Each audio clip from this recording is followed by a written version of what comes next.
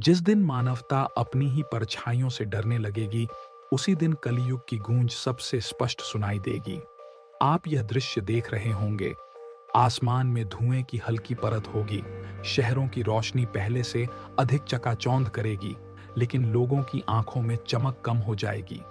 यह समय केवल तकनीक का उत्कर्ष नहीं होगा, यह आत्मा की परीक्षा का काल होगा। और तब हम इतिहास के पन्नों को पलटेंगे, यह समझने के लिए कि जब जब सभ्यताएं डगमगाई थीं, तब तब मनुष्य ने स्वयं को कैसे संभाला था। आप इस यात्रा में मेरे साथ चलेंगे। हम अतीत के उन मोड़ों पर खड़े होंगे जहां महान साम्राज्य अपने ही भार से ढह गए थे। हम उन मंदिरों, पुस्तकालयों और सभागारों की कल्पना करेंगे जहां ज्ञान की ज्योति कभी प्रज्वलित रही होगी और फिर अचानक अंधकार में डूब गई होगी। और तब हम स्वयं से पूछेंगे, क्या यह सब फिर से घटित होगा या इस बार हम कुछ अलग करेंगे? आने वाले समय में लोग कहेंगे कि यह केवल एक युग परिवर्तन नहीं होगा, यह चेतना का संक्रमण होगा।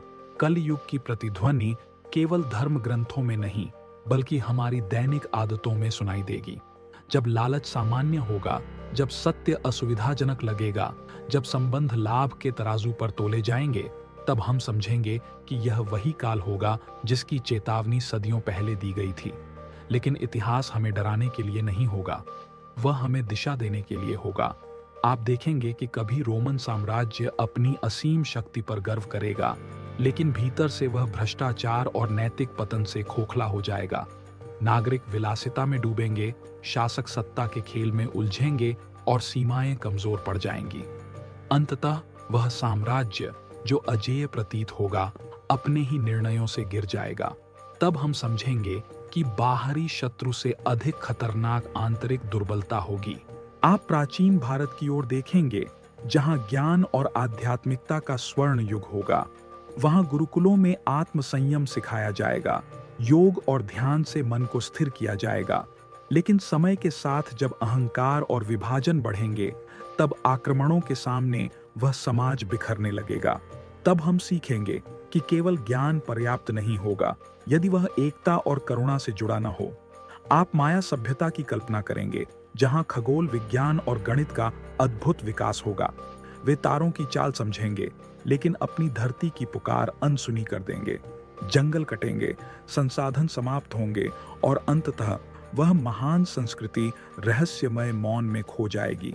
तब हम जानेंगे कि प्रकृति के साथ असंतुलन विनाश का निमंत्रण होगा। आने वाले वर्षों में जब समुद्र का स्तर बढ़ेगा, जब मौसम अनिश्चित होगा, जब शहरों में संसाधनों की होड़ होगी, तब लोग कहेंगे कि यह केवल वैज्ञानिक संकट नहीं होगा, यह नैतिक संकट भी होगा।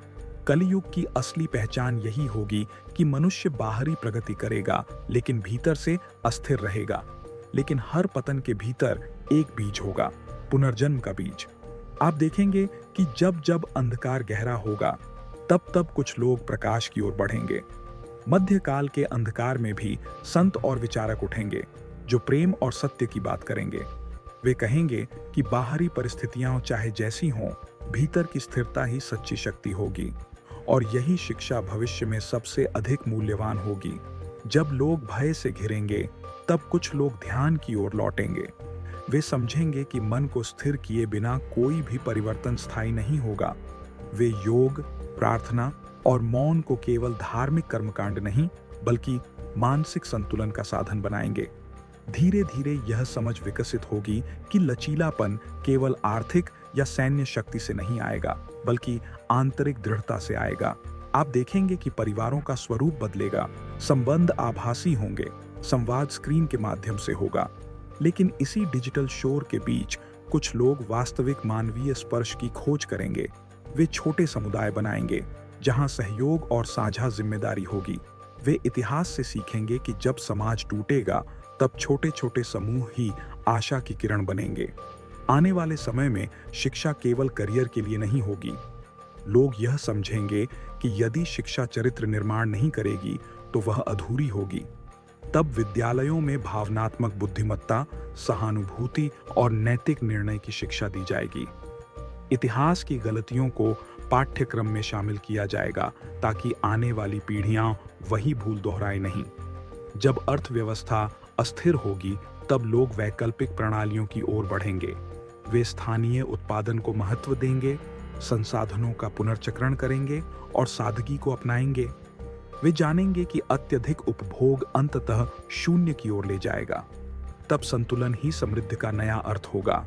आप देखेंगे कि धर्म भी परिवर्तन से गुजरेगा, कट्टरता कम होगी, संवाद बढ़ेगा। लोग विभिन्न परंपराओं में समान मूल्यों को पहचानेंगे, करुणा, सत्य, धैर्य। वे समझेंगे कि विभाजन की दीवारें जितनी ऊंची होंगी, उतना ही समाज कमजोर होगा। इसलिए एक नई आध्यात्मिक चेतना जन्म लेगी जो सीमाओं से परे होगी। कलयुग की गूंज हमें बार बार याद दिलाएगी कि समय चक्रीय होगा। जो आज शिखर पर होगा वह कल नीचे होगा। इसलिए विनम्रता ही स्थायित्व का आधार बनेगी। जब नेता यह समझेंगे कि सत्ता सेवा का माध्यम होगी, तब शासन अधिक न्यायपूर्ण होगा। जब नागरिक यह जानेंगे कि अधिकारों के साथ कर्तव्य भी होंगे, तब समाज अधिक संतुलित होगा। आप भविष्य में बच्चों को यह कहते सुनेंगे कि उनके पूर्वजों ने कठिन समय में साहस चुना था। वे सीखेंगे कि भय स्वाभाविक होगा, लेकिन उससे भागना समाधान नहीं होगा। वे ध्यान, संवाद और सहयोग को हथियार बनाएंगे। वे तकनीक का उपयोग विनाश के लिए नहीं, बल्कि उपचार के लिए करेंगे। आने वाले दशकों में कृत्रिम बुद्धिमत्ता और स्वचालन जीवन को बदल देंगे। नौकरियां बदलेंगी, कौशल बदलेंगे, लेकिन एक चीज स्थिर रहेगी, मानव हृदय की आवश्यकता। तब लोग समझेंगे कि मशीनें दक्ष होंगी, लेकिन करुणा केवल मनुष्य देगा। इसलिए वे अपनी मानवीय संवेदनाओं को और अधिक विकसित करेंगे। जब वैश्विक संकट आएगा, चाहे वह महामारी होगी, युद्ध होगा या जलवायु आपदा, तब मानवता के सामने दो मार्ग होंगे। एक मार्ग होगा विभाजन का, जहां हर राष्ट्र केवल अपने हित देखेगा। दूसरा मार्ग होगा सहयोग का, जहां साझा समाधान खोजे जाएंगे। इतिहास बताएगा कि दूसरा मार्ग ही दीर्घकालिक स्थिरता देगा। आप देखेंगे कि कुछ लोग निराश होंगे। वे कहेंगे कि सब कुछ समाप्त हो रहा होगा, लेकिन वहीं कुछ लोग आशा के दीप जलाएंगे। वे वृक्ष लगाएंगे, पुस्तकालय खोलेंगे, बच्चों को शिक्षा देंगे और यह विश्वास जगाएंगे कि परिवर्तन संभव होगा। वे इतिहास से प्रेरणा लेंगे कि सबसे अंधेरी रात के बाद ही सूर्योदय होगा। कलयुग का अर्थ केवल पतन नहीं होगा, वह चेतावनी होगी कि यदि हम सजग नहीं होंगे तो संतुलन बिगड़ेगा। लेकिन वह अवसर भी होगा कि यदि हम सीखेंगे तो एक नया युग जन्म लेगा। यह युग बाहरी चमक से नहीं, भीतर की स्थिरता से परिभाषित होगा। आप इस कहानी को सुनते हुए अपने भीतर झांकेंगे। आप पाएंगे कि लचीलापन बाहर से नहीं आएगा, वह आपके विचारों, आपके निर्णयों और आपके दैनिक कर्मों से जन्म लेगा। जब आप सत्य बोलेंगे, जब आप करुणा चुनेंगे, जब आप प्रकृति का सम्मान करेंगे, तब आप स्वयं उस परिवर्तन का हिस्सा बनेंगे। आने वाले समय में लोग यह स्वीकार करेंगे कि इतिहास केवल तारीखों का संग्रह नहीं होगा, वह चेतावनी और प्रेरणा का स्रोत होगा। वे गिरती सभ्यताओं से विनम्रता सीखेंगे, उभरती संस्कृतियों से साहस सीखेंगे और संतों की वाणी से आंतरिक शांति सीखेंगे। और तब जब कलयुग की गूंज सबसे प्रबल होगी, मानवता यह निर्णय करेगी कि वह भय से संचालित नहीं होगी।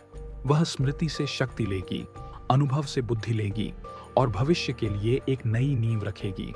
आप देखेंगे कि धीरे धीरे शहरों में हरित क्षेत्र बढ़ेंगे, लोग धीमी जीवन शैली अपनाएंगे और समुदायों में सहयोग बढ़ेगा। यह परिवर्तन अचानक नहीं होगा, लेकिन सतत होगा।